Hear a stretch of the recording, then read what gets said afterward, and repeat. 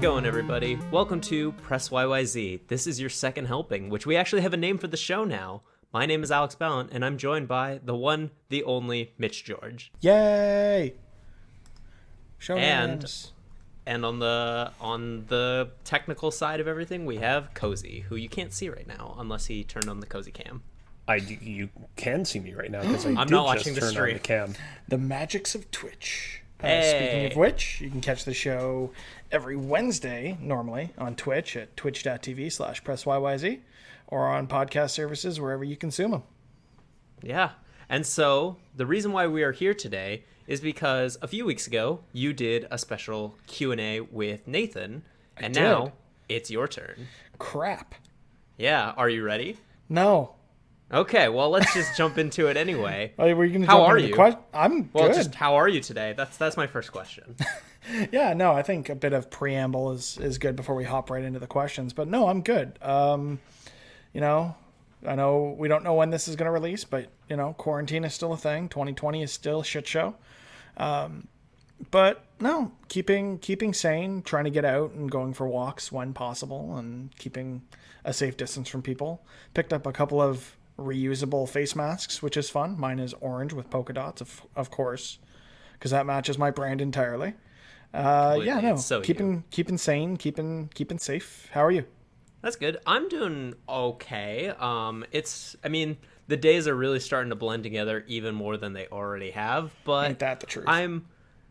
I'm just trying to be as productive as I can with the creative adventures that I've got going for me and that I could potentially start with all of this unlimited freedom. It's the only thing that I've got sort of right now to sort of rein me in and just not like fall into whatever depression hole that the whole situation could potentially be. If I'm keeping busy, then I can get through this.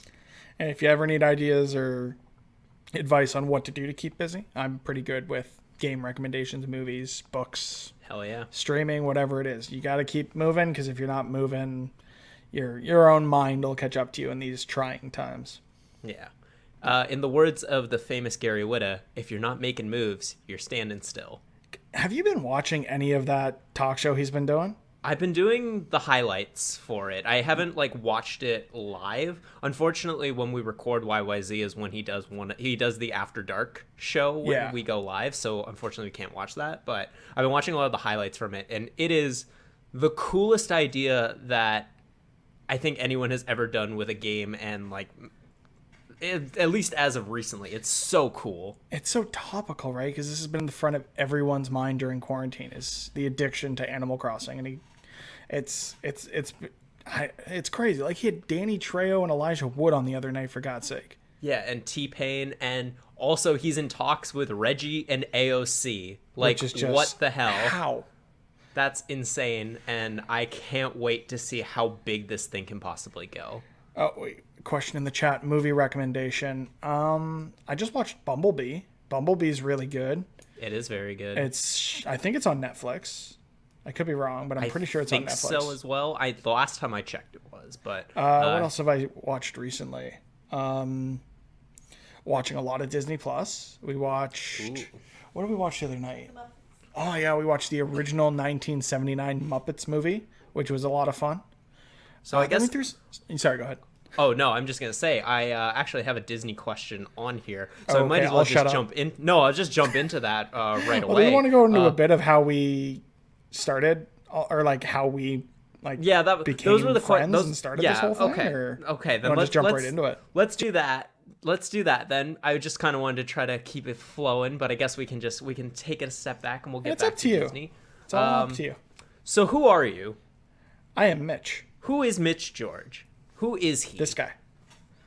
But who are you? How deep do we want to go with this? Oh, yeah. How philosophical do I want to get on who am I? No, I mean, I'm a 20-something guy marrying a beautiful 20-something woman in a few months, hopefully. Gamer, Disney aficionado, software developer by both education and line of work. So I make the computers do what the computers do. Not totally. I'm not a very complex guy. If you have, anything pop culture related, I'm all in, and games, and yeah. Nothing Fair enough. crazy. All right. So I guess the next question I would ask is, how did we meet, and what was sort of the, let's just start with that. Like, how did Mitch George meet the YYZ crew? So I know I met Nathan at a Kind of Funny meetup at Shark Club in 2018. I don't know. I don't remember if you were there or not. Were you there? I was not. You were not. I started doing the Kind of Funny meetups last year. So we would have met then at the CNE. Yes. So you and I met at the CNE when Kind of Funny was there in 2019. And unfortunately, there will not be a 2020 CNE, so no repeats this year. But no, I mean, it just sort of flew. I just want to interject and say that I was also at the Shark Club in 2018. Yes, although I arrived a little bit late because I decided to walk there instead of taking a car or a bus. But I suspect I'll probably talk about that event from my perspective another time. Yeah, and I think you may have gotten there either after Carmen, so my fiance Carmen and I went together. I was very apprehensive about going. So they were in town for EGLX, another Toronto gaming convention. I wasn't at that, but I knew that this meetup was happening and was, on the fence. Do I go? Do I not go? Just, general social anxiety because I'm I might be loud and I might be able to talk for hours, but I'm pretty introverted most normally. So honestly, if she hadn't given me the kick in the pants I needed to go down to this thing, and she came with me, thankfully, we wouldn't be here, or at least I wouldn't be here right now. So thanks to Carmen, honestly, for a lot of this. Well, I mean, we probably all wouldn't be here because you were the one you and Nathan were the ones who started the Facebook group, which then in turn was the place where Cozy posted about starting a Kind of Funny Toronto podcast. So that is it correct. all comes together because of you and Nathan having that original sort of kick. So in a lot of ways, we can all thank Carmen for it all. She's the reason why we're all here. Carmen is the reason Kind of Funny Toronto exists. 100%. Yeah. So thank you, Carmen. We need to have like a plaque on the Facebook page that's just just thank you to her. We'll have to have like a tournament at some point. We'll just name the tournament trophy after Carmen. AJ's in the Twitch chat as well. He's thanking Carmen. Yes. Okay, so I guess from there, so when Cozy made the call to action to start the Kind of Funny Toronto podcast, what made you want to jump in and be a part of Press YYZ, what eventually became Press YYZ? Also came up with the name. I really like it. It's a very good name. That's about all I've done. That's about that, and talking for hours is all I contribute to the show. Well, when it's a podcast, talking is kind of very important. So you do a very good job. I gotta say that. You're very down on yourself when you say you don't contribute a lot, but you do. You contribute a lot of the personality to the show. So thank you for that. I'm self-deprecating by nature, so it's just part of my, weird antisocial charm. No, so it had been something I've been looking for a new creative outlet towards the end of 2019, beginning of 2020. Work is one thing, and software development is relatively creative of a field, in terms of problem solving and all that sort of thing. But I had previously worked on a lot of like iOS and Android applications in my day-to-day, and that visual stimulus from working on something you can immediately see and make changes to and iterate on was something I was missing with my current job. Not to say I don't like it. I really like it. The people are great. Everything's phenomenal. I can't see myself being anywhere but there. But at the same time, I was looking for a way to be more creative. And when Cozy posted in the Kind of Funny Toronto Facebook group, a light bulb went off, and I knew whatever this was going to be, even if it was just, contributing the news or coming up with, weird catchphrases or ideas or whatever. Even if I wasn't a part of the show, I wanted to contribute to something. Mm-hmm. And it just grew from there. It's been great. Yeah, this whole venture has been quite awesome, and it's been something that I've wanted to, like a podcast I've wanted to do for a while. And so as soon as I saw the opportunity, it's like immediately just got to jump on that. And I couldn't have thought of a better group of people to be doing it with because everyone is so open to wanting to improve this as best as they can. Yeah. And so we got some really good hosts on this show. That's for sure. I agree 100%. Yeah. And it can be a show like this where it's just you and me and with Cozy working the ones and twos, or it can be all five of us talking for hours on end. Like I feel if we didn't put a cap on it, we could probably talk on certain things for 4, 5, 6 hours, and it would feel like no time's passed at all for us. Might not be the best content, but I think we found a group of people that are very like-minded and have like-minded in ways, but have very unique perspectives on certain aspects of this industry, which I think lends itself to a more complete show, which is why it's just been so fun working with you guys the last few months and putting this show together every week. Yeah. And especially as of right now, it's like this is in a lot of ways, the highlight of the week. Getting to talk to other people for more than a couple of minutes. Yeah, I know over messages is great. Yeah, the first couple of months that we did this show, or not the first month or two of quarantine, I was alone, and a lot of the episodes you can go back, and I do mention a bunch about missing Carmen and being alone, and this being a real escape from those sort of less than ideal thoughts. It's great having her here now, other than the fact that she's staring at me right now with a cracker and cheese just sitting in her mouth with this weird look on her face. So the days have been much more interesting since she's moved in, but I still, this is one of the highlights of my week. Every week is to get together with you guys and do something fun. Yeah. And, if you're listening to this episode, you're getting a second helping, which is great. I'm really glad that Which is us really needing more things to do to keep ourselves busy, or we're going to go insane. Basically. That's basically the gist of it.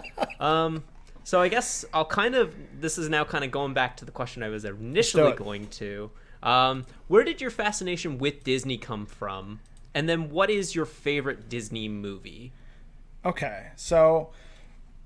Because you talk about it all the time on the podcast. I do talk about it all the time. I'm so into Disney. I really can't pinpoint where it came from, to be honest. I mean, as a kid, Disney was around. We owned a bunch of the VHSs in those weird blocky clamshell cases. And they, like Aladdin, Lion King, Little Mermaid, like those movies were all, Pocahontas, those movies were always on repeat in our house. Mm-hmm. But I think I developed a greater appreciation for them. Around the time I was the year I graduated high school, so in June 2010, Pixar released Toy Story 3. If you're familiar at all with the plot of Toy Story 3, to see that the week that I graduated high school nearly broke me.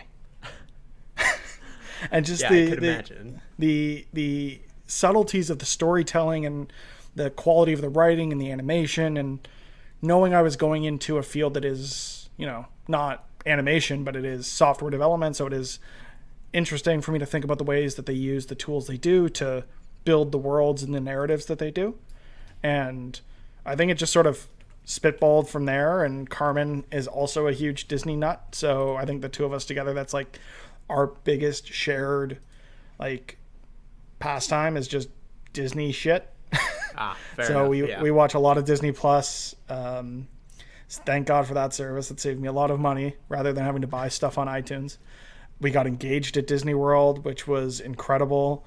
And I want to... Okay, so when you say favorite Disney movie, do you mean traditional Disney movie? Because Star Wars is Disney, Marvel is Disney. Yeah, let's keep Marvel and Star Wars out for the time being, because I'm sure we'll come back to those. But what traditional Disney animation movie? Okay, so traditional animated movie, for me, it's probably, if I'm talking pure Disney, it's probably the original Toy Story. Okay. Oh, wait, no, that's Pixar. Crap. No, yeah, I think Lion King is really special to me. It's one I saw a lot as a kid. Mm-hmm. Carmen and I actually, on our first anniversary, we went and saw the 3D re-release of The Lion King. I've seen The Lion King in theater a couple of times now. Mm-hmm. Then there was the live action one. We're not going to talk about that. Yeah.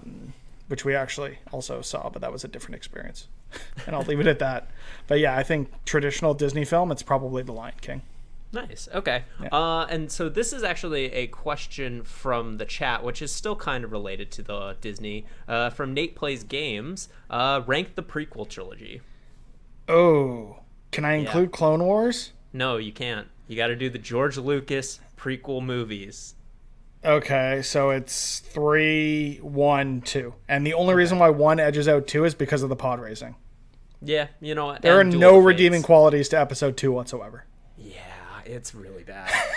Just even like There are the visually, seismic charges, but like everything in that movie is just Also, ugly. Yoda. Don't forget about Yoda. The That was- best thing episode 2 gave us was a backdoor pilot into what became the best prequel content, which was the Clone Wars.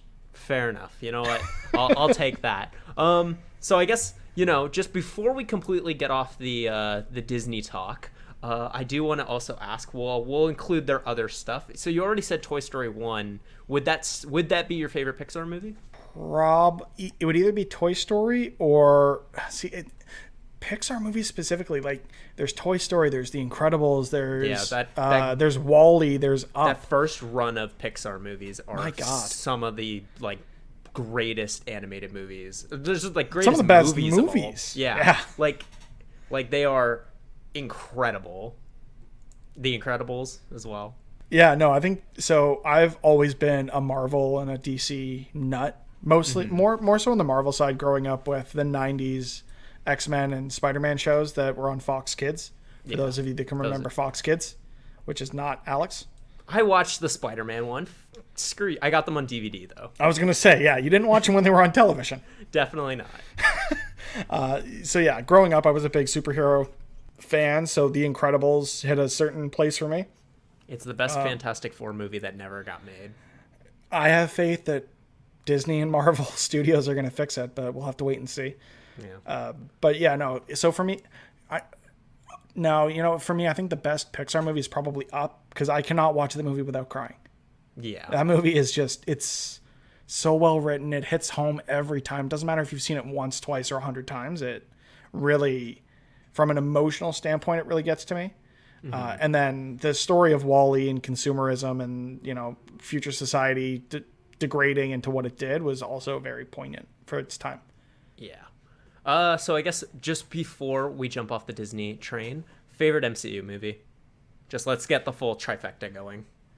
I do want to say one thing. Nate's in the chat again saying to watch The Gallery Mandalorian so in one of the episodes of The Gallery, which is a documentary series following the making of season 1 of The Mandalorian, Dave Filoni, who is responsible for the Clone Wars, gives a whole pitch about why Qui-Gon dying in episode 1 is what ultimately led to Anakin turning to the dark side and led to the entire original trilogy. And I really, really like that hit home for me.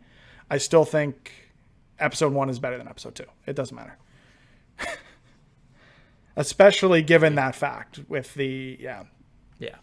So favorite MCU movie? Favorite MCU movie, I mean, saying Endgame is a cop-out, but probably... So in terms of hype, it was Endgame, because the moments in that movie that just gave me goosebumps, that's the only one that I've cried in more than once. Actually, no, that's not true. I cried in... Infinity War, I cried through the entire end of it, but Endgame really hit home from a hype moment perspective. Yeah. But I think the best film in the MCU I think the best film is Winter Soldier. But my favorite is Endgame. Very good choice. Okay, yeah. You know what? I completely get that. I've got that sort of same thing of there are movies with Endgame and Infinity War. It's the event nature of those movies can't be understated. But they're not my favorite movies in the MCU, or they're not. But I love the experience I had watching. Yeah, them. So going to the 7:00 showing the day that the movie released in a theater full of nerds who also love this stuff, with Cap and the Hammer. Oh my God. Assemble.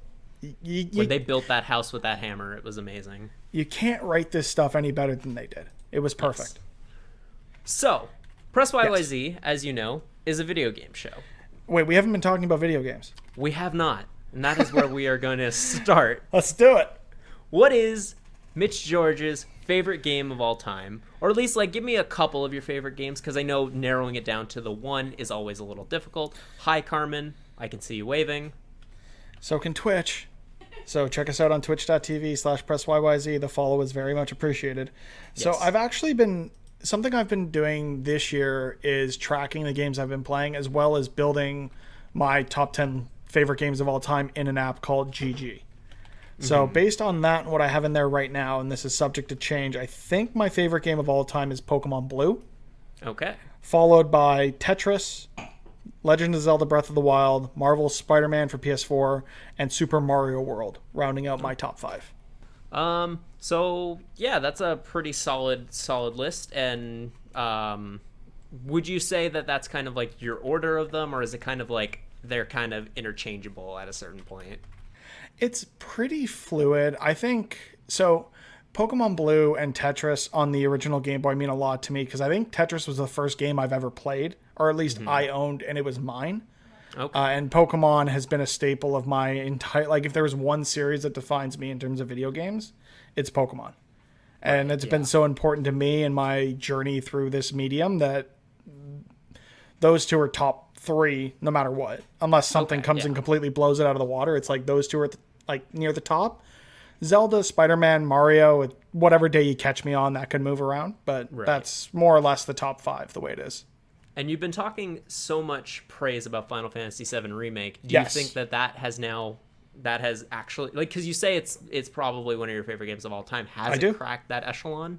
It has, in fact, cracked this top 10 list. And it actually knocked. So the game that was at number 10. So it ended up at number 8 in the terms of where I rank my top 10 of all time, even though it's pretty fluid. It actually knocked another Pokemon game off the list that was in the 10 spot. Which one? That was Pokemon Heart Gold. Oh. The DS remakes of Gen 2, which I feel are far superior to the originals and improve. Like, that was the pinnacle of Pokemon for that generation. Okay. So yeah, for me, Final Fantasy VII definitely takes a spot. I've gone back. I've started hard mode. It's so good. I'm so glad that this game exists. Yeah, it was quite a wonderful experience. But I guess going back to the Pokemon, so we on Press YYZ, we made our definitive list of the top 10 Pokemon of all time. As curated by me. Yeah, but you were very disagreeable on the placement and the Pokemon that were on the list. It's because it was a terrible list. Well, what would you say is then we don't need to do all 10, but what would be the number 1 Pokemon on Mitch George's list of Pokemon? Probably. So the design I've always liked the most is probably Heracross from Gen 2. Okay. A couple of other things have, caught my eye over the years. Lucario is another one that's a great standout to me. I really like the design of Lucario. But yeah, I think, and also Infernape, which was the final evolution of the Gen 4. Cozy will correct me if I'm wrong. The Gen 4 Firestarter. I really like that design as well. That's correct. It was Infernape. So yeah, those 3 are probably like the 3 that I resonate with the most. Okay. And I guess speaking of starters, who is your favorite starter in any of the games? It's a good one. I really like the design for Litten in Pokemon Sun and Moon. Just the idea of a heel wrestler. I was really into wrestling as a kid, and then over the last couple of years, I've had a friend that's still been really into it, so I've sort of started following it in passing again. And the idea of a heel wrestler being a fire dark type, and I just thought it was really interesting and neat and different because there's a big fervor on the internet that fire starters always become firefighting because there's been, I think, 4 at this point. Cozy, correct me if I'm wrong. At least 3. I can think of at least 2. There are 3 that yeah, I can there think are of. 3. There's Blaziken, Emboar, and Infernape. Okay. Yeah. People, there have been many kind of false instances where people have feared that a fire starter was going to become firefighting, but it turned out to be false. Like, for instance, with Incineroar, people were under the impression that it was going to become firefighting because it's the mid-evolution in that line. One of the, like, its Pokédex entry suggested that its legs were becoming stronger and more buff, and people feared, here we go, another firefighting. Another bipedal fighting type. Fire dark. There was also the same sort of apprehension around Scorbunny when it was revealed that, this thing could end up being firefighting again just because. But yeah, Litten's entire line's design I really liked. I really liked the Fennekin. So Fennekin, Braixen? God, I can never remember the middle evolution names. And what was the final evolution? Cozy, help me. What was Fennekin's final evolution? It was Fennekin, Braixen. You got that one correct. Braixen. And then Delphox. Yes. Okay. So yeah, I've always found myself gravitating towards the fire, or for the most part, gravitating towards fire starters. So their design is usually the one that speaks to me the most. So in the chat, AJ is saying water, fire, grass. What does that make you feel? For me, it's usually fire, occasionally water, and almost never grass. So you would say that AJ's opinion is a hot take. And speaking of that, what is your biggest gaming hot take? If you wanted to get spicy and you wanted to upset somebody by just saying a gaming opinion you know is going to just really, really just put a fire under their ass, what would that be? I don't have a lot of like strong opinions that other people might not agree with. Okay. One that's caused me a bit of trouble recently is that I think Marvel Ultimate Alliance 3 is a good game, and the internet disagrees with that. It's pretty mild, but yeah, like I don't understand how you could think that that's not a good game. Like at least just a fun action game. Like yeah, it's not the greatest game of all time, but I don't think that's what they were. Yeah, exactly. It's not great. It's good, but it's not as bad as people try to make it out to be. Yeah. Like it feels very in line with the other games in the franchise. I do have one that most people won't agree with, I think, in that I don't think Rockstar makes good games. Ooh, that's a pretty big hot take. So. There is never the only Rockstar game I've ever finished was Vice City, and even then I probably did it after owning it for like 4 years because all I ever did was use that game as a sandbox and go in and use cheat codes and mess with the game. I've never really been enthralled in the story. The mechanics are so. It's just never really been my thing. Okay, well, I mean, you know. There's your hot agree take. to disagree. There's my big Red Dead Redemption 2 poster right Oh, there. no, So I you know. already know my opinion. I already know your opinion on Red Dead. Don't worry. Okay. So, I guess since we're talking about stories and you don't think Rockstar has very good or you're not been enthralled with the story, what has been a story that you've been enthralled with to the point that it has made you cry? What is a game story that has made you cry? The Walking Dead Season 1. Yeah, it's not a great game mechanically, but the writing is next level and it really makes you feel for these characters.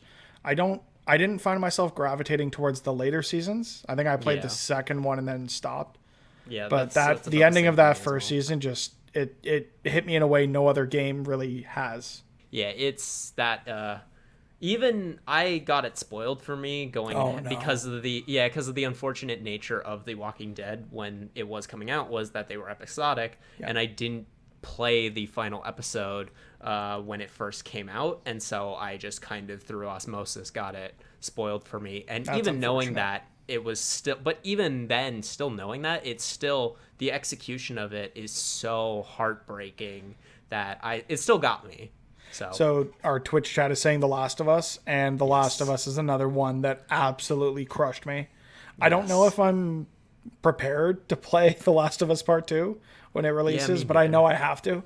Yeah, that's going to be a hard one to get through. Just especially with the current climate, global pandemic. Oh, man. So I guess going on The Last of Us is a game that in a lot of ways I didn't think needed a sequel, but we're getting one, and regardless I'm excited for. But what is a game that you personally really want a sequel to? Spider-Man. Okay. I need another Insomniac Spider-Man. Inject that directly in my veins. They did such a phenomenal job with the first one. I can't even imagine what level they're going to take it to with a subsequent sequel. I've always been a sucker for Spider-Man games. My fondest memory of the PlayStation 1 was beating Neversoft's Spider-Man game, which was, in hindsight, is not a very good game, but at the time blew my mind. And Spider-Man is probably my favorite Marvel hero. So those games, the games that were on the PS3, specifically, what was it? Shattered Dimensions. Yes, I freaking love that game. Yeah, that was my first introduction to Spider-Man Noir and 2099, which was really cool. Yeah, so one of my biggest regrets is not getting more into buying or reading comics. I've digested a lot of it, again, just through osmosis and just going down a Wikipedia rabbit hole. But something I've been wanting to do over this quarantine is the Toronto Public Library offers access to a bunch of different streaming services where you can like borrow content like audiobooks or movies and stuff. And there's one, oh, what the heck's the name of it? I want to give everyone all the details because it's definitely something you got to check out if you have a library card. Hoopla, Hoopla. It's an app you can get access to with your Toronto library card, and you can basically get access to a ton of different comic content. And I'm going to start over this break or isolation trying to consume more comic content for sure. Yeah. So Spider-Man would be that character that you would want to sort of get through that content for, or are there any books or series that you've got sort of your eye on that you want to hit first? So I was reading a bunch of the newer Power Ranger comics, which was a big part of my childhood, and I want to get back to those and finish those. Otherwise, I probably would seek out just like the reading order for certain events. So like a while back, I did all of Civil War, so I might go back and do Civil War 2, which was a thing, and read through that content because I haven't really gotten to that. So that would probably be next on my my to-do list. Okay. So another question from the chat. This one just came in. It's very unrelated to games, but I think it's still important to know. Just I think it'll be a nice little anecdote. Palate cleanser. How did Mitch know? And this is from Nate Plays Games. How did Mitch know? Nate's killing it. Yeah, he is. How did Mitch know that Carmen was the person he wanted to spend the rest of his life with? Oh, that's a good question. Yeah, as soon as I saw it, I knew it had to come in. Yeah, because she's going to sit right here and judge my answer. Oh, and she's now just hearing it on the delay and looking at me. So it's a 10-second delay. So we met in high school, and funny story, I asked her to prom. She said no. And that was awkward. Oh gosh, she's coming over here. Hi. So we were friends for a long time, and a relationship just naturally developed out of that. And I can't really pinpoint a moment. It's just like I've always kind of felt like we were going to be together without needing to have this aha moment of knowing we were going to be together. Like it just, I don't know. It was just a natural progression to everything else that had been going on between us, and just getting to know each other better, meeting each other's friends, just being with each other's families. And I just always kind of knew that it was going to happen without any real moment saying, oh yeah, this is it. I just knew. Okay. It's weird, but yeah, it is what it is. You know what? That makes sense. It's not like there's not that fairy tale moment where it's just like, nope, everything makes sense now. I completely understand that. No, the fairy tale moment was getting engaged in front of the castle at Disney World. Yeah. So it comes in different respects. So this is another question from the chat, from our very own Cozy Bear. All right. What are Mitch's thoughts on the CN Tower? And I guess I'll expand that as well to not just the CN Tower, but Toronto as a whole, the city that you are from. The CN Tower is tall. It is very tall. I've lived here my entire life. So all 28 years of my existence, I've lived in Toronto. I've been to the top of that tower exactly one time.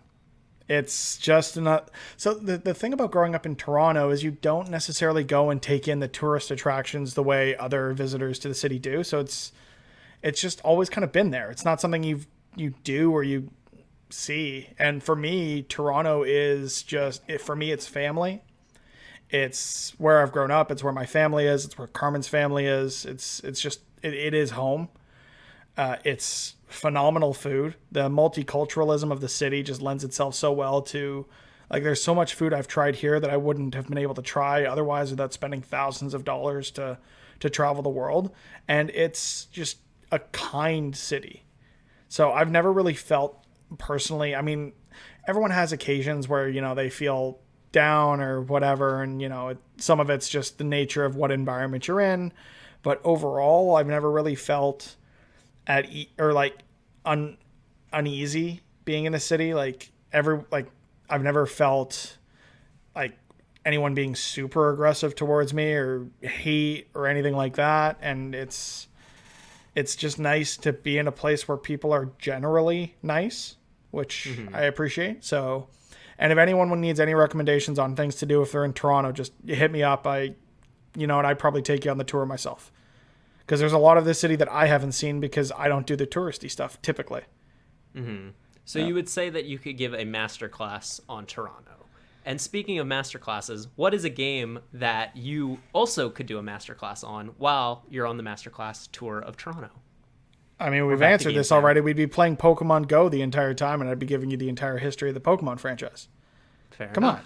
That is... I mean, that- it's what I assumed, but I needed to hear you say it. If you, like...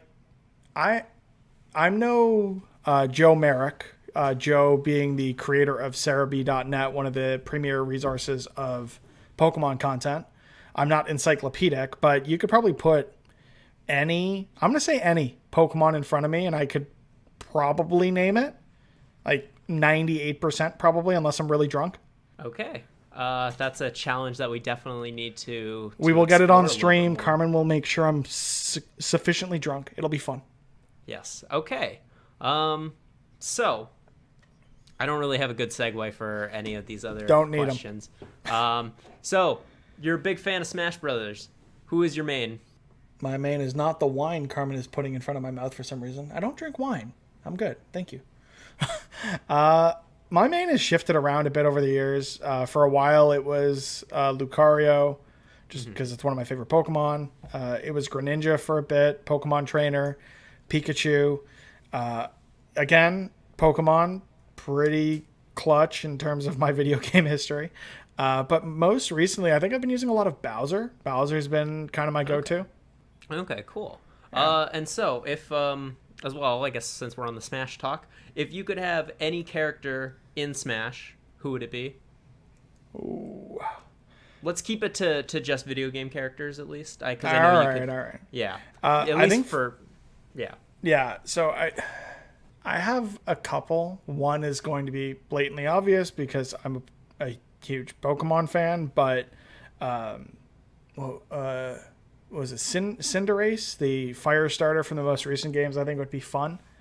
But the character I most would like to see, and this is from a series that historically I haven't really been into, but over the last few years I really enjoyed, was Sora from Kingdom Hearts. So I'd like to see Sora join the cast of Smash Brothers.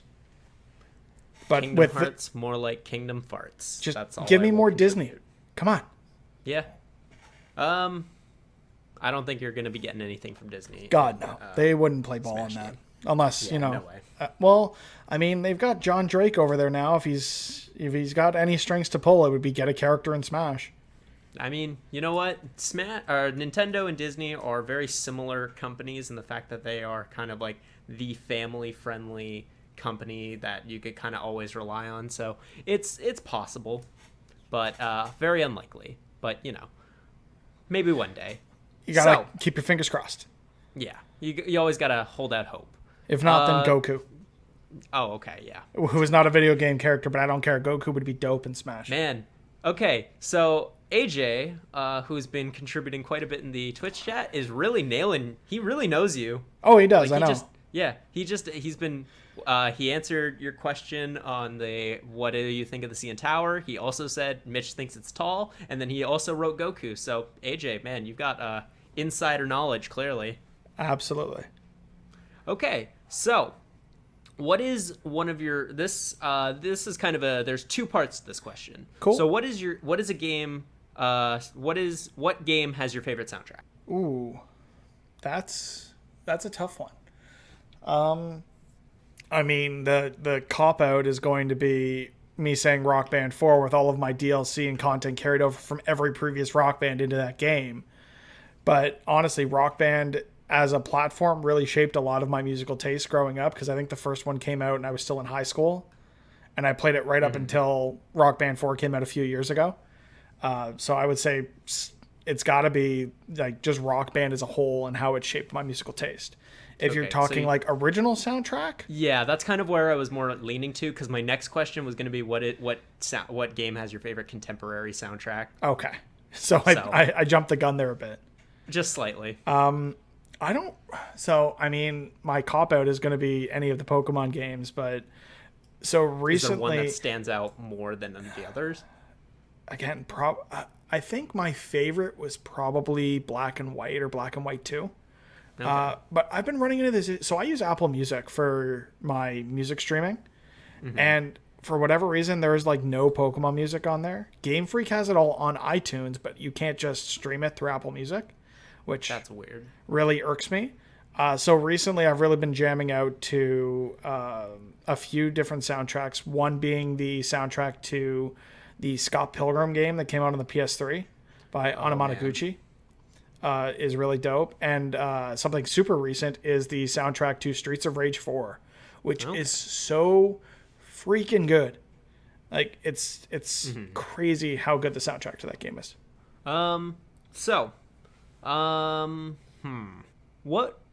What is the number one game on your backlog, and why haven't you played it yet? Oh, that's a good one. So it's actually two that I bought recently. I'm going to say both because they're both just sitting there waiting for me to play them while I continue to play Final Fantasy VII Remake. Is Skyrim and The Witcher 3. I've played neither of those games, so those are probably near the top there. Have you played the Fallout games? I've played 3. Okay, so you're not too much into like the Bethesda games as it seems. Not super into it. Like, so Skyrim came out. I was in university. I had a lot of friends that were playing it, but it never really seemed like my kind of game. I was never really into those kind of RPGs. But recently, I started playing Dungeons and Dragons, and a lot of the lore and story from that lends itself to other of like these bigger RPG style games from Bethesda or CD Projekt. So I'm really hoping I can find some time to dig into those. So AJ is saying in the chat, play The Witcher. I'm going to play The Witcher. I bought it. I will play it. It's just a matter of when. The thing is, I would say probably you'd want to play Skyrim first, because if you go backwards with that, if you play The Witcher first, then try Skyrim, it'll feel very, very archaic. So I did boot up Skyrim. I played maybe 20 minutes. I got out of like that first area and hit the open world and didn't really do anything after that. So I will boot it back up. But Final Fantasy VII Remake's so good. Yeah, once you get that platinum, then I gotta get that the world will be your oyster. I'm not a platinum guy. I've got like 12 or 13, I think. But this is one. So I feel like I had more. But when I changed my PSN name, a bunch of stuff just poofed. Because I feel like a bunch of the stuff, I got a bunch of crappy platinums on the Vita that I know should be there, like Resistance, Retribution, and what was another one that I got that was really bad? Well, not bad, but like attainable. It's escaping me at the moment. It's on the tip of my tongue too. It's okay. But like there was a bunch. I think I did Guacamelee there actually. So it's like there are a few that should be there that I don't think are. And I think that might have been due to the PSN name change, which doesn't really bother me that much. I know Cozy would probably go cry in a corner if he lost any of his platinums. But Final Fantasy VII is definitely one I'm going to try to get to. Okay. So yeah, I guess that kind of jumps into one of the other questions I've got, which doesn't have to be because it's what's your biggest game achievement, which it doesn't have to be then a trophy that you've earned, but like what is something that you've done in a game that you're like, I can't believe I've done that, like that's amazing, and it's something like you will always kind of hold to like a high standard. So one I like to tell people about just because it's such an amazing game is getting the platinum in Spider-Man, but that's just because it's an attainable platinum. It's a good trophy list in terms of getting you to explore every corner of the game, complete all the optional side quests and that sort of thing. But it's not to a point where like it's accessible. It's like when you get into something like Final Fantasy VII, where there are achievements or trophies locked behind hard mode or locked behind some of the hardest challenges in the game.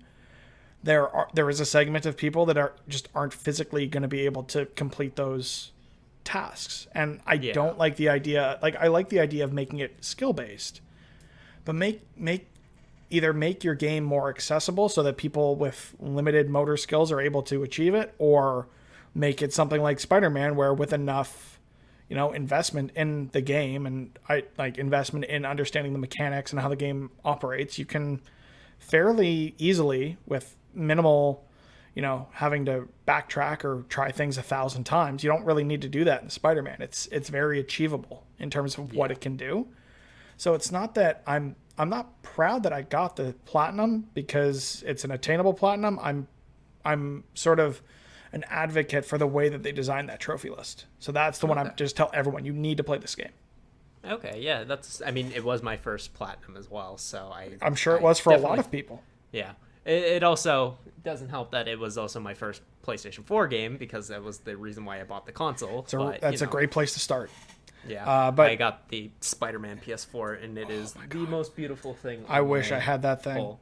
Yeah, but there's actually. Oh, just very quickly, there's actually a little hole in it because I was carrying it. How dare you? I slipped on the one piece of ice that there was on the sidewalk, and there's a nice little hole right between the two spider legs. But you know what? It just means that it's mine. Oh my God, you're a monster.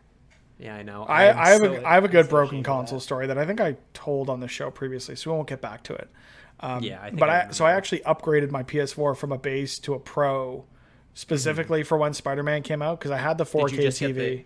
Did you just get the standard Pro, like the just the standard Pro? But I did so at a Shoppers Drug Mart, which is a drug store chain here in Canada, but they have a loyalty program. And there are some stores that sell video games, so I was able to just redeem loyalty points for this PS4. And I think I was able to redeem it at a time where it was like, redeem $250 worth of points, and they're worth $400. So I literally bought the PS4 in like a bag of garbage, or a box of garbage bags, to put it over $400. And the whole thing cost me like $50 because of tax. Wow. It was, yeah. Anyone in Canada, optimize those PC Optimum points. Find a Shoppers that sells games near you and abuse the crap out of the system, because I know I do. Well, so Shoppers is definitely a place that you'll be going to buy the games. But what are some of those games? What's a game that you're looking forward to that will soon be in a Shoppers? Like, what's your most anticipated? I'm trying to figure out a way to. No, it's good segue. Good segue. Okay, so what is your most anticipated game upcoming that you know about? I don't plan on going to a Shoppers anytime soon to buy games. I think for the time being and for the foreseeable future, most of my game purchases will be digital. Better safe than sorry. I did that with Final Fantasy, and I'll probably do that with The Last of Us and Ghost of Tsushima. Mm-hmm. And I think that would be my answer to the question, is Ghost of Tsushima. After the state of play that just happened, I'm very interested in what they're doing. Breath of the Wild is one of my favorite games of all time, and this looks like a Breath of the Wild with samurais, which sign me the hell up. The Last of Us, I know what I'm going to get, and the story is going to be phenomenal. Ghost of Tsushima, I don't know what I'm getting. The Infamous games are some of my favorites, so I trust Sucker Punch to make something awesome, and it'll be great to see what they come up with as a final product. Mm-hmm. Yeah, I'm very much looking forward to those. I was more hoping you were going to be talking about Avengers a little bit, because I know it's another game that... It's another game... That's a game I'm very much looking forward to. I'm going to talk about it a ton if and when it comes out. I think you're probably the only one who's actually looking forward to that game. I don't care. I want it so... Like, this is another Marvel Ultimate Alliance 3 situation where I freaking love, the X-Men Legends series, which led to the Marvel Ultimate Alliance series, which led us to MUA 3. You put superheroes in anything, I will at least play it. It might not be good, but I'm still going to play it. And I'm not a games as a service guy. And if Avengers ends up being games as a service and they do it well and it plays fine, I will probably sink hundreds of hours into it. Also, Tony Hawk is going to be real good, and I'm so looking forward to that when that comes out in September. Yeah. You do say that you're not games as a service type guy, but you did put, 40 hours into The Division? So... at least, yeah. That was very uncommon of me, and it really did. It actually came up fluidly within the Kind of Funny Toronto community, as there was another best friend that wanted to play it, wanted to stream it, does stream regularly, Loki Mike, and we sunk a ton of time in that game when it was only $4. That we said, hey, let's go buy the DLC, and then didn't play much of the DLC. Well, I mean, and Cozy in the chat as well also has a very good. Very cool point that I don't think will unfortunately pan out, because I'm probably not going to be buying the game, and I don't know if anyone else on the podcast will be, but he was saying, I really hope that we'll be able to platinum Avengers together. I'm in if you are, Cozy. We'll find a crew of Kind of Funny best friends. We don't need these guys, these chumps that aren't going to buy what will be a masterpiece. If reviews drop and the game is actually good, then I will buy it. If that game but gets it also comes out the same week. It comes out the same week as Cyberpunk. Oh, as that's well, bad. So it's kind of That's like I'm gonna really need to choose what's gonna be taking my time. Where's the Cyberpunk controller right now? It's on the desk. So Yeah. So I think we know where your allegiances lie when it comes to that day. Well, I've also got the Cyberpunk varsity jacket as well. This is gonna be really bad for the audio listeners, but yeah, Too bad. I'm full in on Cyberpunk. I love the genre. Blade Runner is one of my favorite movies of all time, and it feels like it's going to be Blade Runner the game, and so I'm all in. I will get to it. I will play it, but I will play Avengers first. We need to cover both for the show. So Cozy and me will play Avengers, and the rest of you can deal with, cybernetically enhanced genitalia. It's fine. I hope that I can have a Barrett 50 cal coming out of my character in someplace. So speaking of, well, back to you. Back to me. We're probably not going to go for too much longer, but if video games did not exist, what would you be doing with all of your free time? Probably going a little insane, given Fair everything enough. going on right now. But I'd probably just spend more time with Carmen, spend more time cooking. I need to cook more because, I'm a bit of a chunkier fella and I need to worry about my health a little bit more as I get older. I would most definitely be way more into comic books than I historically have been. And I would continue to stream and advocate for anything Disney does and or acquires. You want Disney to rule the world. They already do. They rule my wallet. That's Yeah. for damn sure. Yeah, they know. They've just got a direct access to your bank account. And Oh they yeah. Yeah. So in the US, Disney offers a credit card, and I really wish they offered it here. And I'll leave it at that. Fair enough. Okay. Oh man. Is there any game that you had to stop playing because you were just way too addicted to it and you just kept playing it? Way too. Okay, so one. Like you put way too much time into it, and either like you wanted to stop playing it to play other games, or you just needed to stop for your own sake. Okay, so the one that I've told on the podcast before, and I've mentioned this in passing, was Marvel's Avengers Academy on iOS, which was a free-to-play game that had a bunch of time-locked activities where you'd invest resources, and they had timed events, and those events, if you didn't pay real money, you were likely not going to complete it.